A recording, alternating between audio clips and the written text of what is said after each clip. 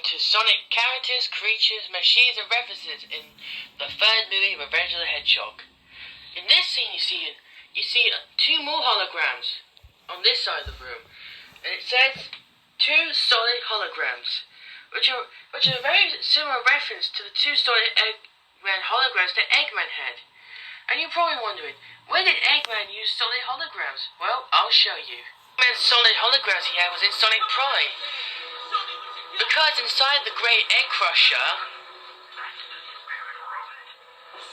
this Eggman in the Great Egg Crusher was a solid hologram, which explains Tail realizing this.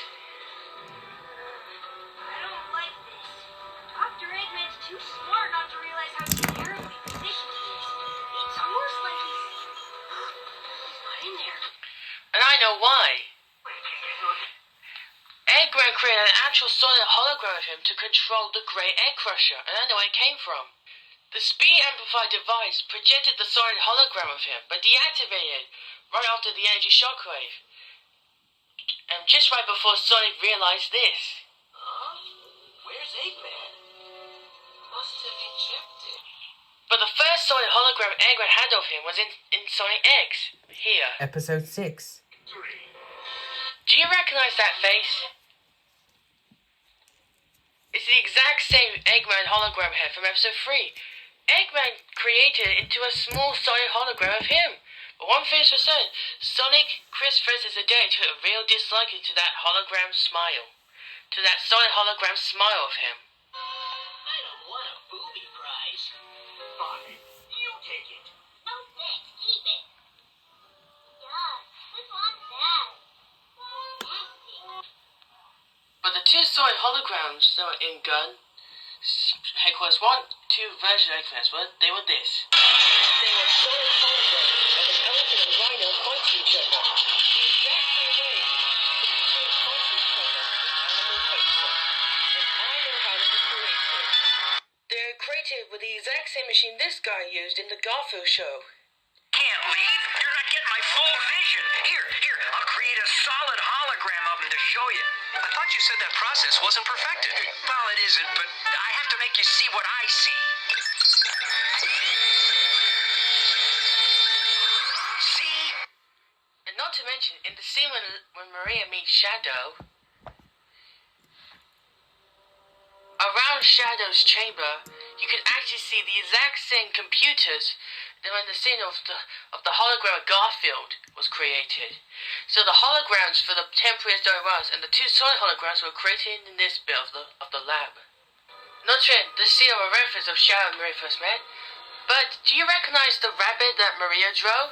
Well, you should recognize those bunny ears, and I figure out who this rabbit was.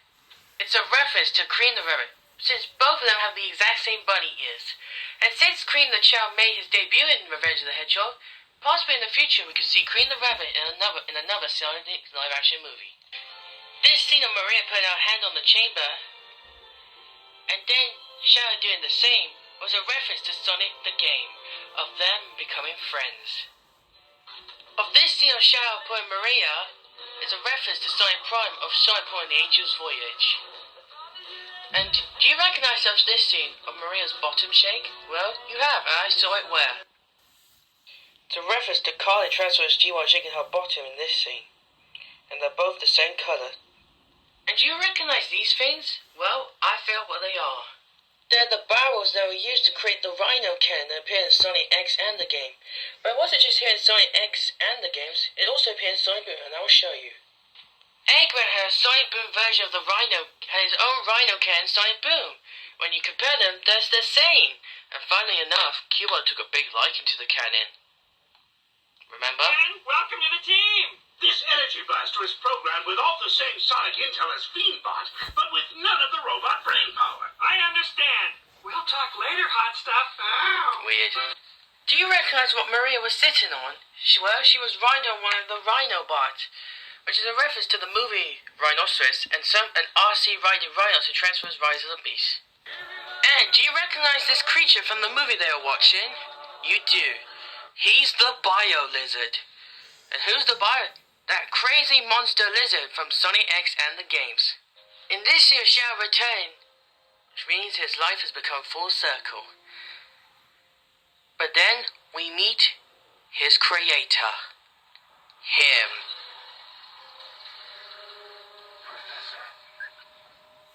Yeah, the main Shadow's human partner, Professor Gerald Robotnik. But your problem with it, how did Professor Gerald Robotnik find Shadow? Well, he did it with this.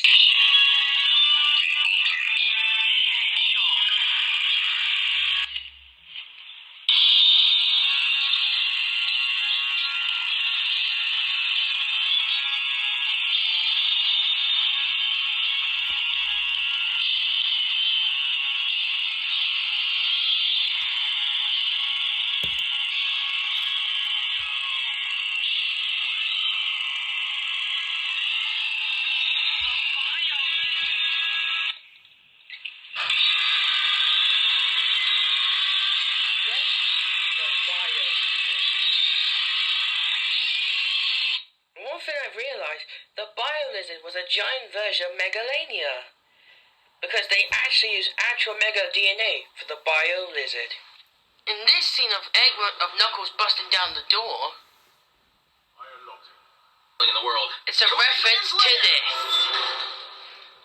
See you next time! Dog out for a reason, you know. The power's out.